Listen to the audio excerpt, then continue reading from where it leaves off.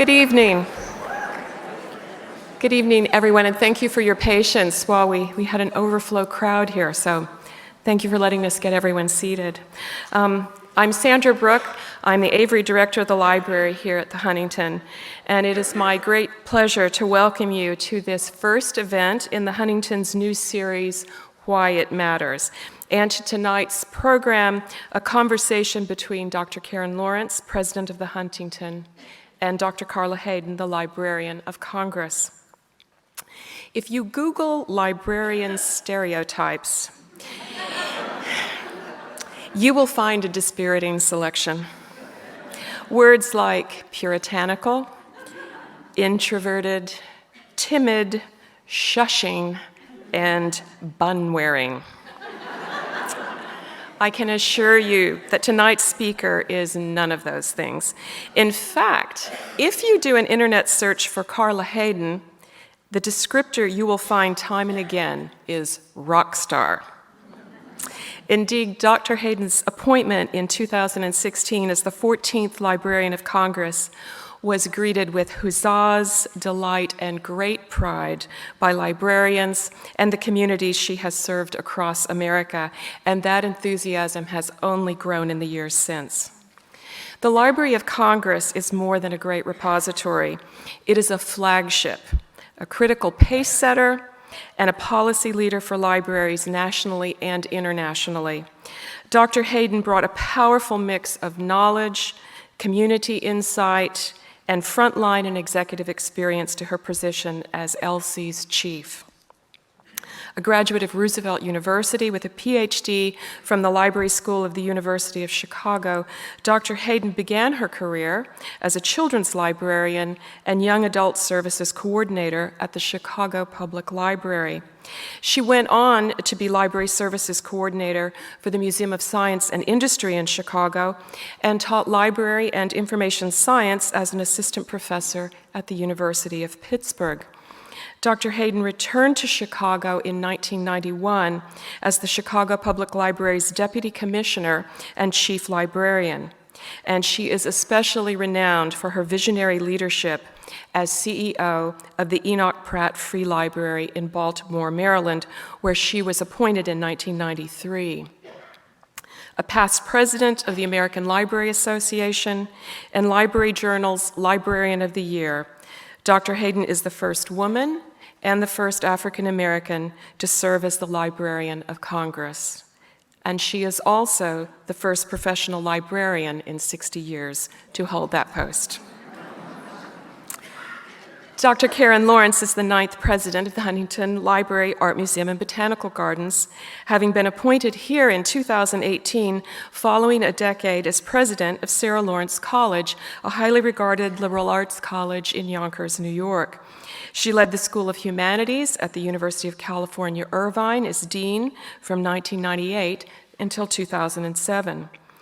Dr. Lawrence has been president of the Society for the Study of Narrative Literature and the International James Joyce Foundation. And she currently serves on the board of the National Humanities Center in the Research Triangle, North Carolina. A respected scholar of English and Irish literature, Dr. Lawrence has written widely on 20th century literature, particularly the work of James Joyce, and on women and travel and experimental writing. So please join me in welcoming to the stage Dr. Karen Lawrence and Dr. Carla Hayden.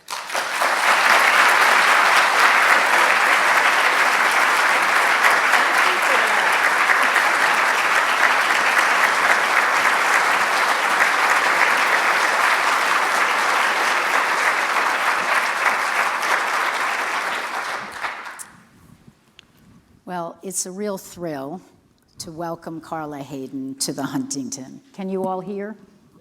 Okay, that's my mic check. I'm a little nervous because I've never interviewed a rock star before.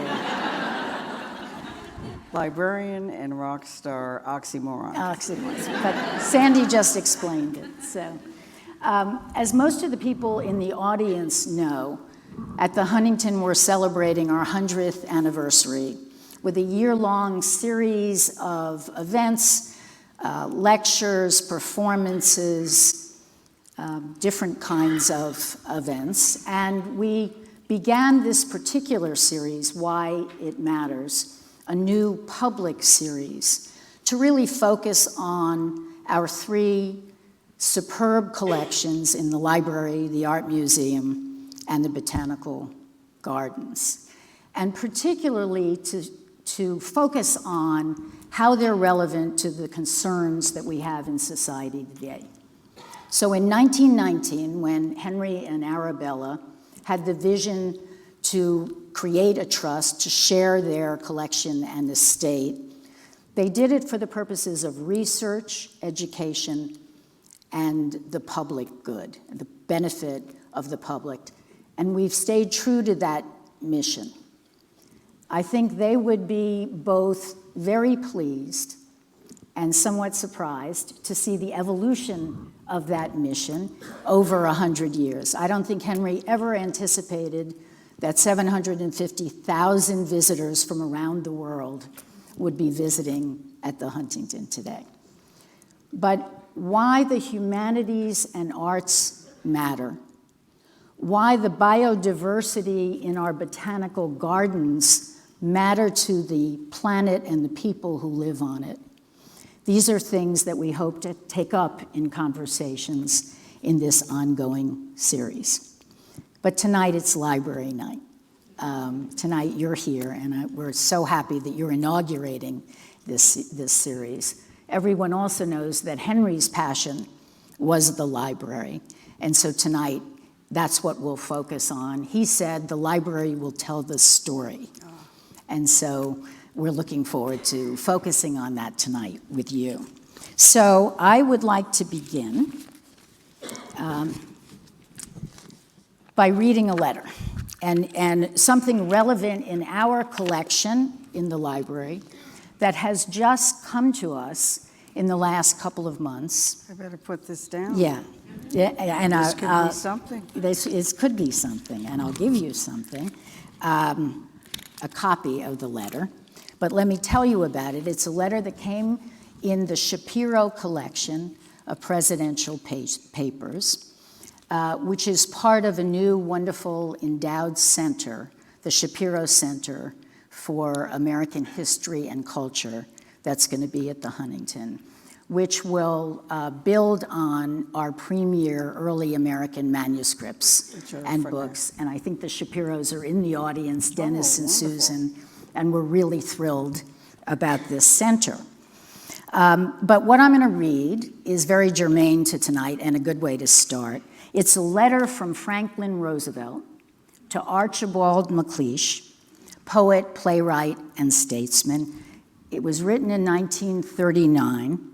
And it's about MacLeish's selection for the Librarian of Congress position. Wow. So, and here is the letter. I'd like to start with this, and I need my glasses.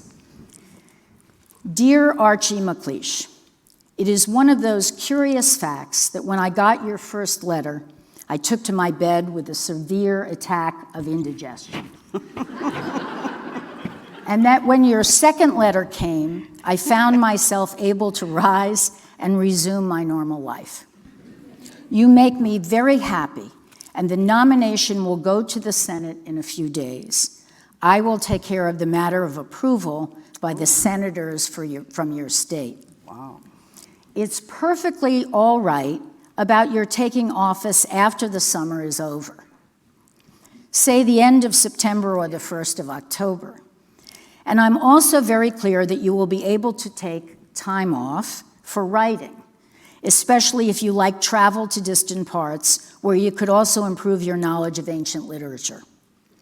For example, as Librarian of Congress, you should become thoroughly familiar with the inscriptions on the stone monuments of Easter Island, especially in their relationship to similar sign writing alleged to exist on ancient sheepskins in some of the remoter Lama series of Tibet. If you go on such a trip, this is Franklin Roosevelt, I want to remind you, I would like to go along as cabin boy and will guarantee that I will not interrupt the muse when she is flirting with you. As ever yours, Franklin Roosevelt. Oh, and I can get a copy of that? And here is your copy. Thank you. So I have a wow. question about this. The White House, Washington, June the 6th, 1939. And that's Thank for you, a copy of that. And my question is, did President Obama send you a similar letter? And did you extract concessions from him as well? And I'm really loving the part about nomination will go to the Senate in a few days. I will take care of the matter of approval. Yeah, I thought that was good. That sounds promising. What I was very fortunate to have an opportunity, and I call it the ultimate job interview, when you were in the Oval Office talking to the President of the United States. And what I was fortunate enough to have the experience just to have the President of the United States say, I've seen the contents of Abraham Lincoln's pockets the night he was assassinated. I've seen Teddy Roosevelt's diary. And on February 14th, there's an X, and it says, the light has gone out of my life because his mother and his wife died in the same house on the same day. And he went.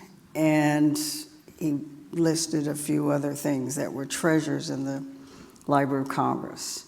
And he said, what could you do as Librarian of Congress to let other people know? And he did say, I think it's because of who I am, too, that he's seen these things. What could you do to make sure that people could see these things and have access to the treasure that is the Library of Congress? So that's what he And emphasized. that's what he wanted. Yeah. So at your inauguration, you quoted the 6th Librarian of Congress, Ainsworth Rand Spofford, who said that the library is, quote, the book palace, of the American people, in which you all have equal rights with me, and in which the works of all of you will be welcomed and forever preserved, kind of following in what you were just saying. So people might be confused about exactly what the Library of Congress is and whom it serves. It's the Library for Congress. Yes. And the Library for the people. So if you And could just to give a little context to that quote, Spofford had just been responsible for overseeing the first building, separate building for the Library of Congress, and it opened in 1897. The Library of Congress was started in 1800 with about 600 law books. And if you recall, the capital had just moved from Philadelphia to Washington, D.C., and this library said that there is no matter that a subject that a member of Congress should not have to refer. That was Thomas Jefferson, because there was a fire, and in 1814, Thomas Jefferson sold his collection to the government. because it had was burned the down largest, in the Capitol building, right? You'll appreciate this. I was shown during my confirmation process, you'd have a Senate, that's why I love that line, I'll take care of it. Senate confirmation process, you meet the senators, and I was shown the fireplace that the British had used to put some of those books and to start the fire in the Capitol. And was assured, don't you do that as Librarian of Congress. And then he sold, and it was 6,000 volumes, and it was a universal collection. It had the Quran, it had books in other languages, and that was the real start of the Library of Congress. And then over time, the library grew and grew, and Spofford was responsible for the construction of the Thomas Jefferson Building in Washington, D.C. That is the first federal building to have electricity. So if you visit, you'll see all these wonderful light fixtures with light bulbs, because they were so proud. But he called it the Book Palace to show it was all American labor, all craftsmanship, to show that in America, in this country, we build palaces to knowledge. It was built on a tank barrel. That's lovely. So the Librarian of Congress now has responsibility for administering this special library that serves the American people, but it has a worldwide collection. 470 languages are collecting, and over half of the collection is in languages other than English. 171 million items, 836 miles of shelving. Now, I should do the West Coast equivalent of that's from Washington, D.C. to Davenport, Iowa. So you just flip it. And two other buildings right there. So quite a bit. And so that's what the Librarian of Congress is responsible for. So it's both the research library. The research library, and we call it's a Congressional Research Service, because that's still the Library of Congress. So the Library of Congress is the nonpartisan, objective research arm for Congress. So whenever Congress is in session, there are about 400 people, different specialties, specialists in energy, any kind of policy area, and my favorite is embedded librarians in these policy groups, and they are there to give that information to Congress, special forces, and then they're the curators and librarians and specialists and other. And they need it, right? That's why it started. Yeah. The reference library for Congress. So when you were named to the position, you had spent, as Sandy said, your career in the public library system.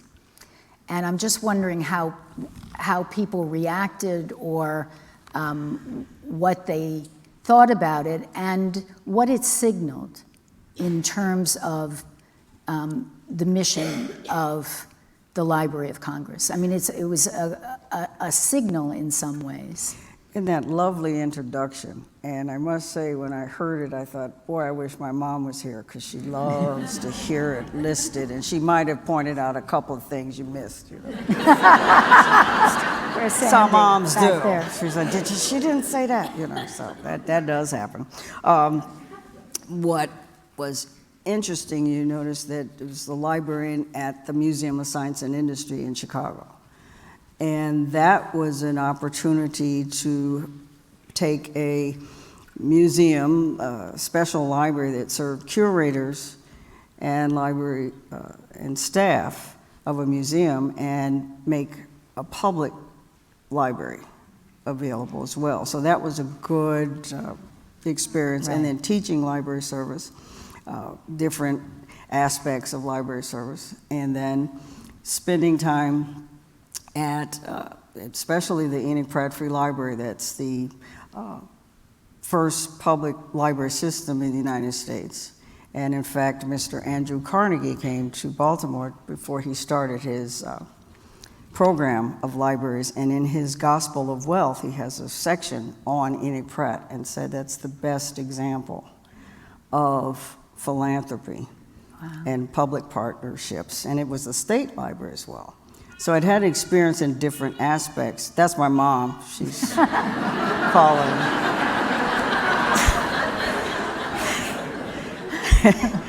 Oh boy, you better answer that.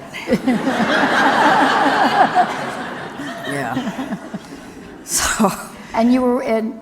And so I had this combination of, and then being active in the American Library Association with different types of libraries, and so I had a pretty broad experience, but spent quite a bit of time at the Enoch Pratt Free Library that had a special collections, the H.L. Mencken collection and Edgar Allan Poe, all these types of things. So it all came together. And so what the signal was, though, I think, if there was one, was that the Library of Congress was continuing to evolve, always collecting, always making sure that things were preserved, and that, but it was also indication that we wanted to make sure that people knew about it, knew what we had, digitizing as many things as we could, and all of this that, hey, the Library of Congress. And so that's when I started tweeting.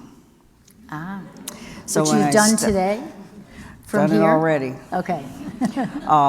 So as a professional librarian, even though I knew about the Library of Congress, I had been involved with it in so many ways. And my predecessor, Dr. Billington, I knew him. So it was that I made the mistake initially of saying, oh, it has every book that's ever been published. Well, it doesn't. No.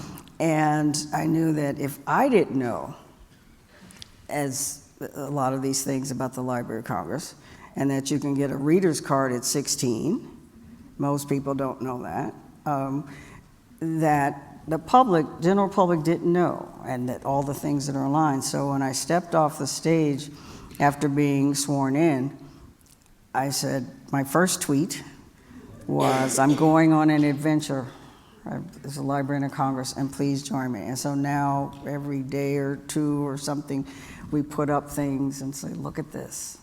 So that seems like a fulfillment of what Barack Obama Yes, that was what really the president had wanted. asked, Yeah. open it up. This is the nation's library. And people need to know that it's theirs.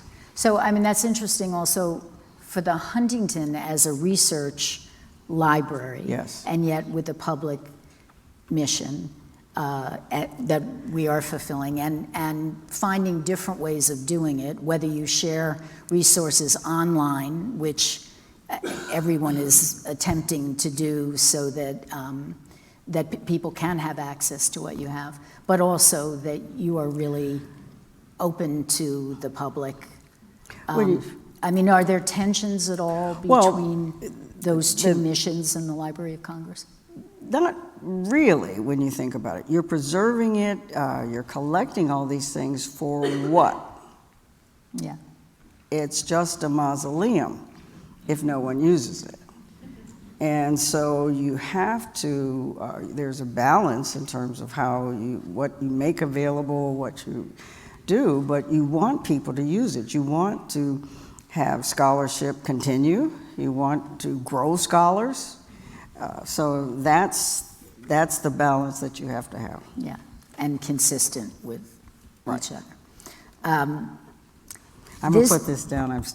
I keep looking at that line. I better, it's very distracting. But it's for you, so you get to take distracting. it. You get to take it with you. I heard you give a speech last year, and a couple of other people we talked to heard you give the speech at the Lincoln Club, which, for people who don't know, is a nonpartisan club that celebrates the legacy of Abraham Lincoln and meets once a year, which is a good kind of club to celebrate the legacy. And you told the story of visiting your grandparents in the summers regularly, and they lived in Springfield, Illinois, the birthplace and the home of the Lincoln Museum. Well, the home of... The home, not, okay, the home. And of the Presidential Library and Museum, Yes, that's right? the birth. That's right, okay. And I just thought, I was so moved by that, and it just seems so meaningful. Well, I'd love to have you say my something. family's from basically Illinois, my mom's family, and I have some cousins that I haven't seen in 50 years that came. My mom called them. They called her. So they're here. I haven't seen them since high school, so they're here. And I thought it her was the family. publication of the Huntington. It was, but that started a whole chain of events. Middle Illinois, Springfield, Illinois, and parts south, and then Champaign, Urbana. Oh, okay. A few people, Champaign, Urbana. We were townies in Champaign. But every summer and all holidays, I spent with my grandparents in Springfield, Illinois. And so my earliest memories were about Abraham Lincoln. We'd go to New Salem, which is where it's a village not far, and most of my relatives on that side are buried in Oak Ridge Cemetery, and you pass Abe, played with Lincoln logs. We know the whole story, and Rutledge, we Lincoln. Yeah. Oh, that's it. And so visiting his home, and everything. It just was such a part of it. And so to be asked to talk about Lincoln's legacy at the Lincoln Club, and let's just say it's a very distinguished club, and it's that, and I think they were a little surprised that this brown person would talk about Lincoln and have that kind of connection in such a way that what it symbolized as a brown person and Lincoln, and having that familiarity was something. So to be asked to talk about it was it was a something. great talk, and maybe not one that people had heard there, but it was really. No, I can vouch for that. But it was a wonderful. It was talk. because you don't realize, and so this Lincoln symbolism that when I was sworn in, the Library of Congress has, and you know this feeling being at the Huntington, where you can talk about superlatives about your collections. The largest collection of religious texts and Bibles. And so the tradition was that you get to be sworn in on one of the significant Bibles. And of course, they said, how about the Lincoln Bible?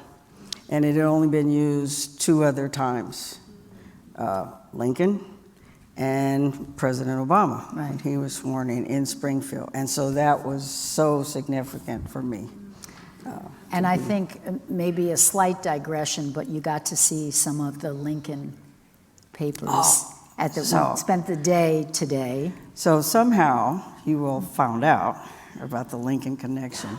And also my love and appreciation for the writer Octavia Butler and your archives here. And so that just was something. I have been to the shop. I did buy the book. She found our store, which is not surprising. I passed that and said, we have to stop by the store.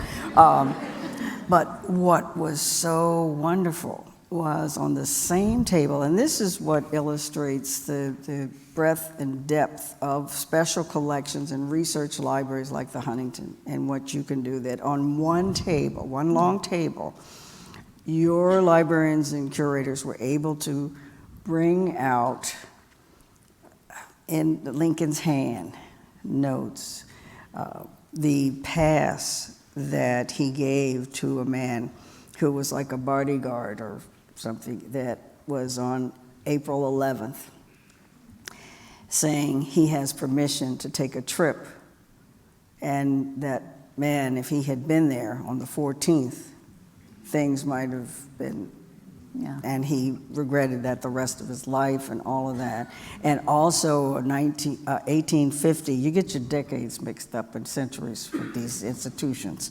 The 1850 large photograph in Lincoln's home. And there were African Americans in front, and there was a parade. It was Lincoln's home, and you could see Lincoln on the doorstep. And I was able to say, oh, that's Lincoln's home, 8th and Jackson. And the lady said, it is 8th and Jackson. I said, yeah, it's 8th and Jackson, I know that. And then you're seeing all this stuff. And then they showed the Octavia Butler collection. On the same table. On the same table. So you go from Abraham Lincoln, Springfield, and then Octavia Butler, and then my best. Now this is, you said I could show this. Yeah, absolutely. So I met with the librarians here, and that was just, librarians, you may know, we have a close kinship. Your peeps. Peeps, I call them. And so whenever I get to, so we had our moments, and we had a good thing. And they presented me with a copy of one of Octavia Butler's things, and it's the one that says libraries and literacy and writing and read and kindred and all of these things. And it was just, so this will go in my office right away. Right away. But that you could have that range all on one table. Yeah. So we can use superlatives. You can use superlatives. I think that's But true. that's what these special libraries, that's when you think about why it matters, that it does matter, that you have these materials, that you collect them, and that you exhibit them.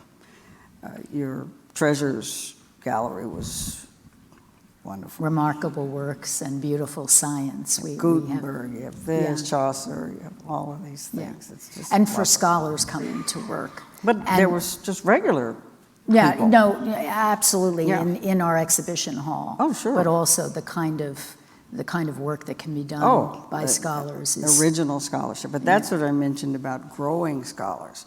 When I say regular people, people who were visiting the gardens or they're doing stuff and they go in and they see the exhibit, and you don't, what imagination is sparked by seeing manuscripts or seeing these wonderful things? You never know what's being sparked. We have school programs, and a number of LAUSD classes come and look at beautiful science and how scientific ideas changed, or Mary Shelley's Frankenstein, and write horror, some kind of manuscript. So, I mean, that is really the inspirational part. And they can see themselves at times, too. I went in the shop, Mary Ball, the scientist, and you see different things as well in the exhibits, and then you can read more about it. So it's... Going back to the public, on the theme of the public, in January, a Gallup poll concluded that visiting the library remains the most common cultural activity Americans engage in by far. In fact, last year, Americans visited the library at least twice as often as they went to the movies, live sporting events, museums, concerts, amusement parks, and casinos. Together. Among other activities. And I think, it sounds like that's kind of surprising. It was surprising to me. And what do you think the significance of libraries are in people's lives? Why would that be so compelling? And especially public libraries, and they're in almost every community. I mentioned Andrew Carnegie, and the spread of public libraries as opportunity centers, places that you could go and have a world. I had a luncheon with a lady quite well-to-do yesterday, and she talked about what the public library offered to her. She could see other worlds. She could imagine being something else. And there are now libraries that are offering, and one I was in Ohio, Beyond Books. You could check out a sewing machine, you can check out musical instruments, you can check out tools and all of this. And the one that really stumped me, because I thought they were having construction, traffic cones. So I just started, and I said, excuse me, but traffic cones? And they said, yes, because people, you think about it, you're teaching a young person to drive, or you're having construction done. So yes, in our community, being able to check out that. So they are where people get information, apply for jobs, all types of community services, and all of these different things are happening in public libraries. And Library of Congress has outreach kinds of things. And one of the most significant aspects of reaching out to public libraries is our library services to the blind and print disabled. The talking books and the Braille, and that service is in public libraries and administered by public libraries as well. I saw a talk that you did with David Ferriero. National Archives. The National Archives. And I'm not sure if everyone knows exactly what the precincts are or the territories of the National Archives versus the Library of Congress. In fact, you had a kind of friendly rivalry. Yes. Talking about the time when the Declaration of Independence and the Constitution was supposed to be transferred from the Library of Congress because that to the was National Archives, because the National Archives had been formed. Created, in 34 after or something. In 34, and then World War II. And the Library of Congress has the papers of 23 presidents from George Washington to Coolidge. And then FDR started the presidential library system. And 36 Supreme Court justices, so there was the that. So it was the library record. And then when the archives became established again after World War II, there was, well, tanks rolled up the steps to retrieve the Declaration and all those things and take them over there. But what we found, a letter similar to that, there's correspondence that we've discovered between the Archivist of the United States and the Librarian of Congress saying, this is going to be good. So it was staged. Almost like, what time do you know? Are they coming?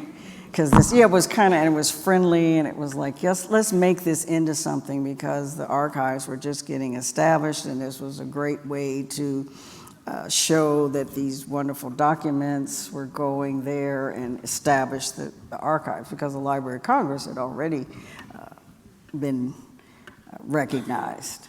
So it wasn't a real, but the military. photos are great. Yeah. Because you see the tanks and everything. You can right go up the online steps. and You go see online. this. It's one of our best. Conversation. 1952. It was great. Yeah. In the current issue of the Los Angeles Review of Books, Jeremy Braddock, who's an associate professor of English at Cornell, says that recent events have underscored that the essential function of the library and of librarians is as active and not passive agents. In other words, the library is not neutral ground. You mentioned the need to give objective information, but two examples. In January 2017, the Data Refuge Initiative was undertaken at Penn to download and preserve climate change data housed in the Internet Archive. And I know another example is in 2005, the use of the American Library Association's privacy policy, instituted in '39 to challenge the Patriot Act. And I think, I guess my question is, do you see yourself as an activist? And have there been times when you felt that I don't know what, that call to take us? It's interesting because there have been times that librarians have been called, talk about an oxymoron, feisty fighters for freedom. Oh, we had T-shirts made. Loved it. Librarians have always, in many ways, for quite a bit, I think they are neutral in that they've always, there was a saying in the pre-internet days, let the books battle it out on the shelf.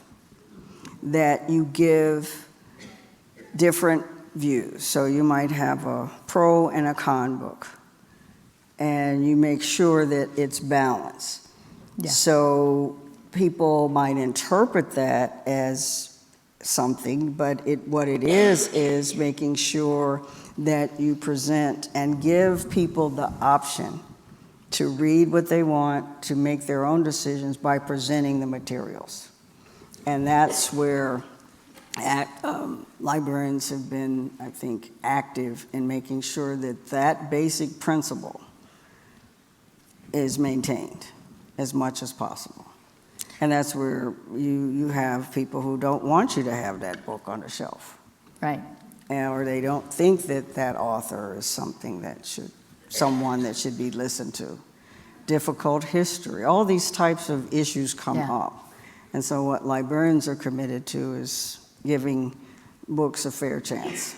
But also you kept the Enoch Pratt Library open during the protests of Freddie Gray. I mean, that was really important to keep the library. That community, because in that community, and during that time in the city of Baltimore, you probably saw things on the national news, the burning car, all of these things. Well, the library, the branch library, the Pennsylvania Avenue Library, was at the corner, right there across from that car that you saw, or all of the unrest. And it's the opportunity center for that neighborhood. Yeah. And it has 2 stories of glass. It's a beautiful facility right on that corner. And in fact, before things were heating up in the neighborhood, before the real and rest. And we were kind of advised, maybe you should board up that glass. What would happen? And we thought, no, what signal would that send to the community? And lo and behold, young men from the neighborhood stood in front of that library. And nothing happened, no graffiti, nothing happened to that library. And we did decide to open because we knew in that community, people needed that public library to get online, to get their job applications in, that real life issues were happening that they needed to attend to. And so we were the only facility open for the media, for that, and then people started bringing in food and diapers and things because there were no services. That's and my mom is a feisty. former, and the only trepidation I had when I talked about this was you can't have staff members doing something that you wouldn't do. So, okay, yeah, open. No, I'll be there. The only hesitation I had was when to tell my mom. So she went into social work and stuff and did that. So I waited and you know how this is. You wait till 5 minutes before you're going to do something. And I called and I said, well, I'm going down, going to be there. There are a lot of volunteers coming. We're going to open it. And she paused, and all she said was, take some water and some paper towels. And then 2 days later, she was sitting at the information desk dispensing fruit, because she got some fruit and all of this. So, but that being there for the community when you're needed is important. Yeah, well, that was great. Yeah. Let me shift gears quickly, Sure. and then we'll open it up for questions. Great. I watched on I think it was on PBS when you when the Gershwin Prize, which is given by the Library of Congress, was given to Smokey Robinson, one of my favorites. And Mine too. there are so many things going on now. The National Book Festival, National Jukebox, Library of Congress Prize for American Fiction. So, and every time I've seen you at anything like that, you look like you're having a blast. Well, Smokey Robinson. Yeah, I know. That's what I think. And now the Gershwin Prize winner this year is Garth Brooks. And his wife is going to be there, Miss Sherwood, and last year was Gloria and Emilio Yeah, this was Estefan. 2017. Yeah, that was my first year. I said, Yeah. boy, this is such a hard job. Jeez. So Be my- with Smokey and But that's, it emphasizes the popular culture aspect and popular song. Tony Bennett was awarded the Gershwin Prize because the Library of Congress has the archives of George and Ira Gershwin. Yeah. And so you see Porgy and Bess, and you see when he inverted Mammy and Pappy in Summertime, and we have all of that, plus Rodgers and Hammerstein, Leonard Bernstein, Scott Joplin, all of these things. So that award, and the Poet Laureate. Yeah. Robert Frost was one of the first Poet Laureates, and so Joy Harjo now, the first Native American to be a Poet Laureate. So my last question about the Gershwin Festival is, do you ever have extra tickets? Yes. And it's a wonderful, wonderful occasion, as you see. I'd love to open things up for questions, and if you have them, and I'll repeat them because we don't have mics out. Wow, it's great. So just shout Rothenberg it is out. totally full. I love it. Oh, and thank you so Yeah. much. But thank you to the Huntington. Thank you.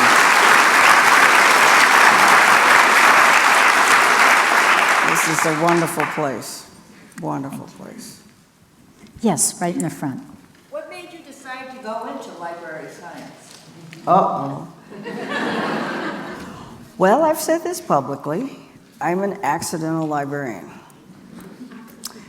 So, graduated political science, history. Thinking about my next steps.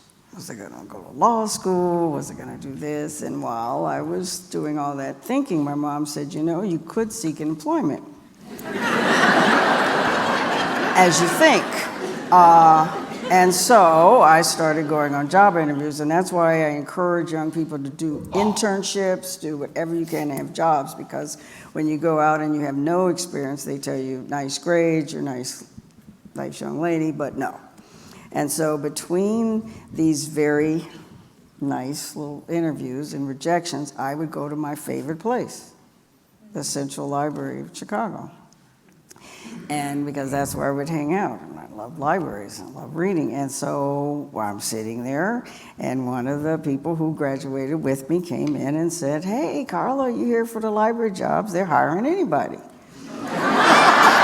And so what he meant was, and libraries still do this, it's called a library associate. They hire people with bachelor's degrees in different areas, and then you find out about the profession. And so I went upstairs, filled it out. I love books and reading, everything. I got the job. He didn't, but he's doing fine. He did business and all that. And then they put me on the south side of Chicago in a storefront with a young lady who was going to graduate library school. And I found out about the profession, and that was it. That was it. Right back there. I wondered if you could talk a little bit about the Library of Congress's initiatives in cataloging. I'm a cataloger, and I've been really interested to see particularly the work on changing subject headings. And librarians Can everybody hear? I was supposed to repeat about the that. Library of No. Congress's work with cataloging, because there's the Dewey system. We won't talk about Mr. Dewey. That's an entire another program. Melville. And then the Library of Congress classification system, and that is the system used by most research libraries, larger libraries than that. And the issue of subject headings is something that's perennial, or whatever. With that, I was part of the group in the 70s about, do you have Black, African American, Negro, all of that. And so that's something that's always coming up with subject headings and catalogers. And also, this young lady is very powerful. Catalogers. In library school, when you start, I still say it, it divides. The catalogers are the brainiacs. They're going to decide and make the decisions, and they used to be really powerful because they could put a number on a book and you never find it. So they think about those numbers. But that whole idea of how, and now we have t-shirts that say librarians, the original search engines. Oh. And we do that because that was our whole thing. How do you classify? Think about search engines. How do you search terms? And cataloging and identifying things is something that the Library of Congress is still, I think, at the forefront, and working on the web environment and different things. And so there's a project called BibFrame that they're working on, so to move to the next level. But because it's the Research Library of Congress, I think Sandy was telling me, Sandy, correct me if I'm wrong, but the early letters of the alphabet are more in history, political science, the kinds of things you might think Congress would, and literature's at P. Library of Science is Z. So, I mean, okay. That's what I'm saying. It's how you do this classification. Because remember, this is pre-internet. This is that. And think about library, and think about the card catalog. My first job, one of my first jobs was filing card catalog cards, and I'm a bad speller. And I think about that. I said, it was never pure. And people used to rip the cards out and take them to the shelves. A shock of recognition. Yeah. So it was never the perfect instrument. Other questions? Yes, right back there. First of all, Dr. Hayden, I am a librarian and an archivist, and you are one of my heroes, so thank you for speaking with us. Thank you. I have a question about the integrity of librarians and archivists when it comes to sharing their materials and the balance between constructing a narrative and maintaining the integrity of those materials. I'm sure you know what I'm talking about. Can you give us some guidelines on thinking how we attain that proper balance? What is, and this has come up recently, and people might have read some things about when you alter things or when you don't and how you do it. One of the things you do is what you do in any editing process before things are displayed. What do you display? You have to look at your audience in terms of public display. And for instance, with the Library of Congress, we had a photo that had a curse word.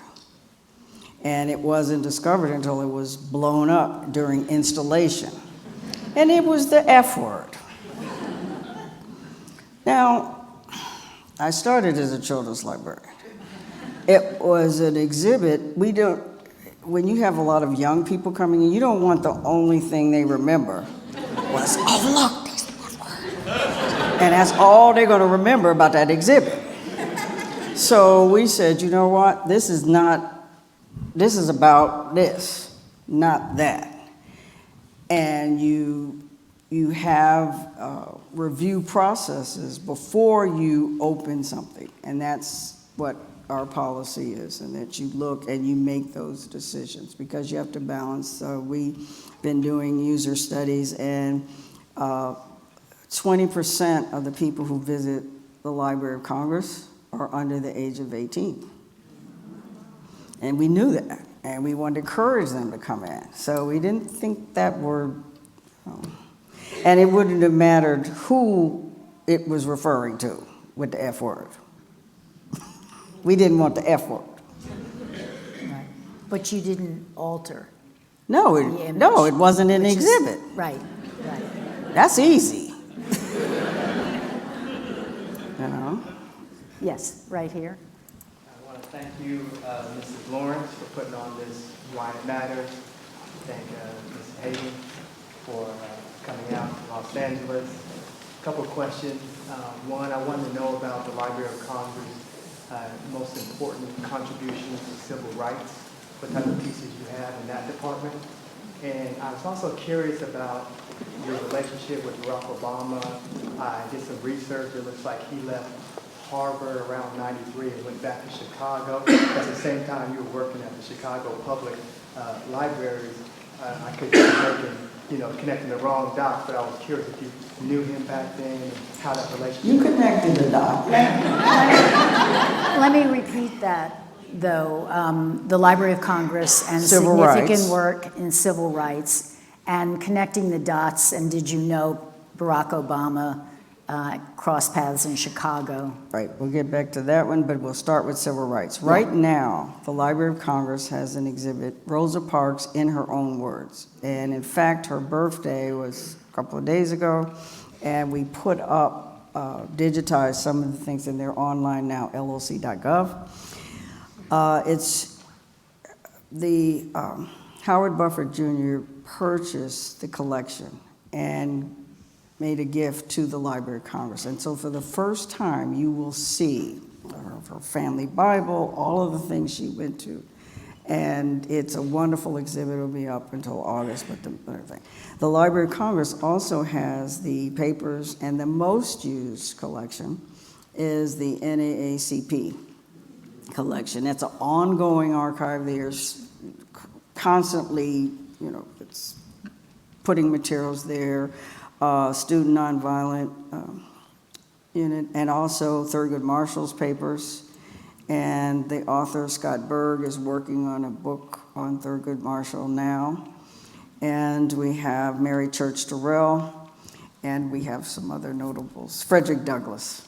If you think about civil rights and rights, the Frederick Douglass papers are something. So we have quite a bit. And so those dots that you connected. Think of the irony of being at that deputy, that's a very Chicago title. First Deputy Commissioner / Chief Librarian. and you are working with the mayor's office, and working in that office is a person who is engaged to someone with that name. And years later, you've been recommended through your career as a librarian, and you're sitting across from this person who's now the president, and you're thinking, whoa. So when my grandmother said, she lived to be 95, and she saw some of these things unfold, she said, I never thought being a librarian was going to lead to this. You know, so the irony that years later you would be the nominee, and that was really something. One more question, and then more. George? Do you have staff who actively are out pursuing collections? You talk Yes. about gifts. Yes. And I was wondering how far afield are they ranging, and how many are Oh, they? And there are that whole 6. process. Did everyone hear Oh, that? I I'm want sorry. you to hear the question Because about I got gifts. excited when he asked. I want everyone in the audience to hear that collections are built from donations, and From we have donations, and right. you have some of Right. your generous donors. We do, and a number are in the audience. So there's that, but also the librarians, there's an entire unit, collection development, and they are actively looking at what can be purchased. In fact, we went together with the new museum, Smithsonian's Museum of African American History and Culture, to go together to bid on the first known photograph of Harriet Tubman, and kept it in that. So if you've seen the movie, and at the end when she's haven't seen being it. that, you have to see that. This is the last Yeah. thing, and she's posing for that photograph, and then they show the photograph. That was the one we went together.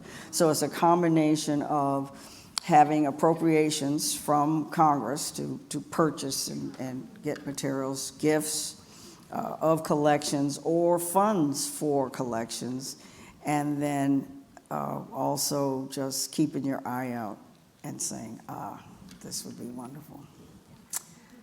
Dr. Carla Hayden, thank you Oh, well, so thank much. you. Thank you. I appreciate it. Thank you. Thank you so much.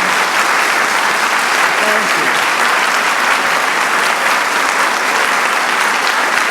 Thank you. I appreciate it. Let me just, this was a great inauguration of Why It Matters. It We can matters. see why it all matters. And I'd like to invite those of you in the audience to our next conversation. I'll be talking with Drew Faust, Civil War historian and former president of Harvard, on February 27th, I think. So thank you all for coming. There's coffee outside and cookies, and it's been a pleasure, and thank you. Thank you. Oh, Drew will be great.